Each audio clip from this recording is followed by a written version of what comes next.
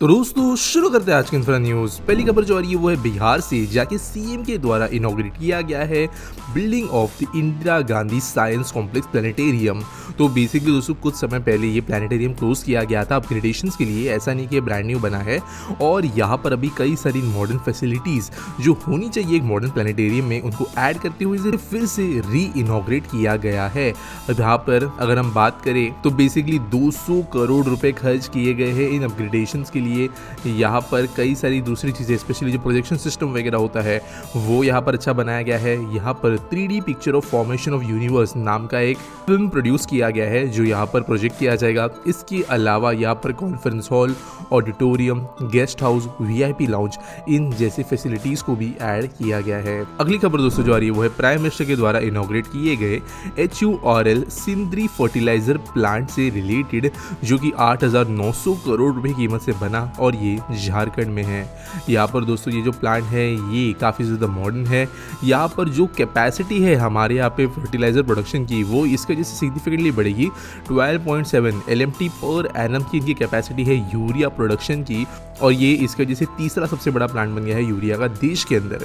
17,600 करोड़ रुपए के वैसे टोटल प्रोजेक्ट्स इनॉग्रेट किए गए थे PM के द्वारा, जिनमें से ये एक था झारखंड में, जहाँ पर कुछ रेल लिंक्स, कुछ रोड प्रोजेक्ट्स भी इंक्लूडेड थे। अगली खबर दोस्तों जो आ रही है वो है HSCC से, जो कि NBCC इंडिया की ही एक कंपनी है, और इन्होंने वर्क जीता है महाराष्ट्र के अंदर एक 600 बेड का जनरल हॉस्पिटल बनाने के लिए और 250 बेड का एक कैंसर हॉस्पिटल बनाने के लिए, और साथ साथ 250 बेड का एक super speciality hospital Kolhapur Maharashtra में बनाने के लिए। तो सारे हॉस्पिटल्स को मिलकर जो टोटल वैल्यू है इन ऑर्डर की वो है 459.70 करोड़ रुपीस। ऑब्वियसली बड़ा ही ऑर्डर है, लेकिन हेल्थ केयर सेक्टर के अंदर अच्छी एडिशन यहाँ पे होगी। अगली खबर दोस्तों जो आ रही है वो है हमारे देश के अंदर आने वाले इन्वेस्टमेंट से रिलेटेड, स्पेसिफिकली कह दो प्राइवेट सेक्टर जो बाहर से आती है उसके इन्वेस्टमेंट से रिलेटेड। और गवर्नमेंट ने कहा कि 25 ऐसे प्राइवेट सेक्टर स्पेशलिस्ट है जो कि जल्द ही सेंट्रल गवर्नमेंट के अंदर की रूल्स ज्वाइन करेंगे, और जो इन्वेस्टमेंट्स आती है, जो अलग अलग नीड्स है इंडस्ट्री की, इनको समझने के लिए ये प्राइवेट सेक्टर से आए हुए लोग काम करेंगे। तो दोस्तों लैटरल एंट्री एक ऐसी चीज़ है जो करंट गवर्नमेंट ने शुरू की थी, यानी कि बिना जो ये एग्जाम्स वगैरह होते हैं उनके बिना जो है डायरेक्टली एक्चुअली जिसको इंडस्ट्री में एक्सपीरियंस है, जो एक्चुअली क्वालिफाइड है, आर्ट्स वगैरह पढ़ के नहीं आया है, ऐसे लोगों को जो है काम पे अपॉइंट करने का काम गवर्नमेंट कर सकती थी। और इसी तरीके से प्राइवेट सेक्टर में जो एक्सपीरियंस लोग हैं इनको 25 पोस्ट दिए जाएंगे। 22 directors, deputy secretaries, joint secretaries, deputy officers, इन जैसे काम यहाँ पर दिए जाएंगे। करेंटली ये जो पोस्ट है ये IAS IPS के द्वारा हेल्ड है, लेकिन इनको हटाकर जो है प्राइवेट सेक्टर में से जो एक्चुअल एक्सपीरियंस वाले लोग हैं इन फील्ड्स के अंदर उनको अपॉइंट किया जाएगा। अगली खबर दोस्तों जो आ रही है वो है धनसिरी वेंचर्स से रिलेटेड, जहां पर ये जो एक पॉलिस्टर मैन्युफैक्चरिंग कंपनी है, इन्होंने ओपन किया है एक new plant eastern side of India के अंदर। तो ये 570 करोड़ रुपए की इन्वेस्टमेंट है और 5,000 और 52,000 टन पर एनम की कैपेसिटी के साथ में ये प्रोडक्शन करेंगे। ये प्लांट मौजूद है पनागरा, वेस्ट बंगाल के अंदर। अगली दोस्तों जो खबर आ रही है वो है उड़ीसा से, जाके CM के द्वारा इनॉग्रेट किया गया है much awaited doctor Baba Saheb Bhimrao Ambedkar bus terminal, जो कि बारामुंडा में मौजूद है। 30,000 पैसेंजर्स डेली की कैपेसिटी से ये टर्मिनल काम कर पाएगा, और आप देख सकते हो किस तरीके से ये मॉडर्न काफ़ी ज़्यादा अच्छे डिज़ाइन के साथ में बनाया गया है।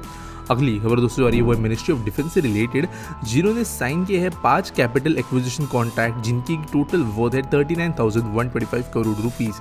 ये जो 5 कॉन्ट्रैक्ट्स है इनमें से एक हिंदुस्तान एरोनॉटिक्स लिमिटेड के साथ में है, जिसके अंतर्गत एरो इंजन को प्रोक्योर किया जाएगा MiG-29 एयरक्राफ्ट के लिए। 2 कॉन्ट्रैक्ट है लार्सन एंड ट्यूब्रो के साथ, जिनके अंतर्गत close in weapon system CIWS को प्रोक्योर किया जाएगा और हाई पावर रेडार्स को प्रोक्योर किया जाएगा। और 2 ब्रह्मोस एरोस्पेस लिमिटेड के साथ में एक कॉन्ट्रैक्ट साइन किए गए हैं, जिनके अंतर्गत शिप बॉर्न ब्रह्मोस सिस्टम्स को प्रोक्योर किया जाएगा। अगली खबर दोस्तों आ रही है ministry road transport and highways से, जिन्होंने सैंक्शन कर दिया है allocation of rupees 6,728 crore rupees 8 stretches of national highway 913 को बनाने के लिए। तो ये दोस्तों हमारे देश का एक फ्रंटियर हाईवे है, अरुणाचल प्रदेश में से गुजरता हुआ, और टोटल 305 किलोमीटर के डिस्टेंस में यहाँ पर ये हाईवे जो है कंस्ट्रक्ट किया जाएगा। वैसे ये हाईवे ऑलरेडी एग्जिस्ट करता है, बेसिकली इसको लेन्स बढ़ाने के लिए, जो ओवरऑल हाईवे है उसके स्ट्रेचेस को इम्प्रूव करने के लिए पैसे इस्तेमाल किए जाएंगे।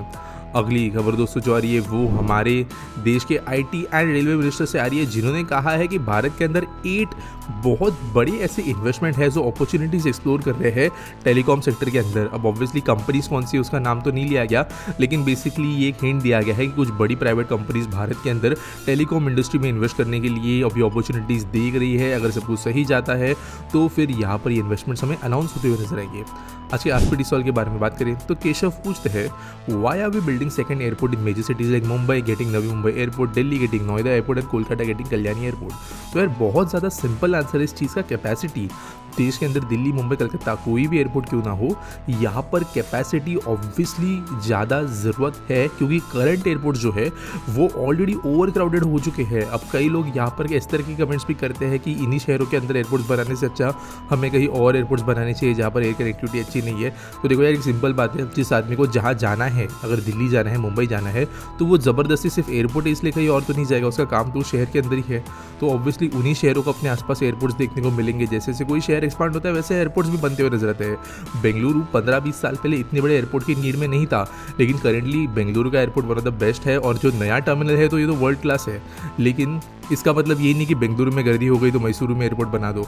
सो ऑब्वियसली यहाँ पर सिटीज़ के अंदर डिमांड जैसी बढ़ती है, एयर ट्रैवल के लिए डिमांड जैसे बढ़ती है, वैसे एयरपोर्ट्स भी बनेंगे। और फ्यूचर में भारत जैसा देश जो धीरे धीरे ग्रो कर रहा है, यहाँ पे तो एयर ट्रैवल की डिमांड और ज़्यादा बढ़ने ही वाली है। तो यहाँ पर भी ये चीज़ ज़रूरी है।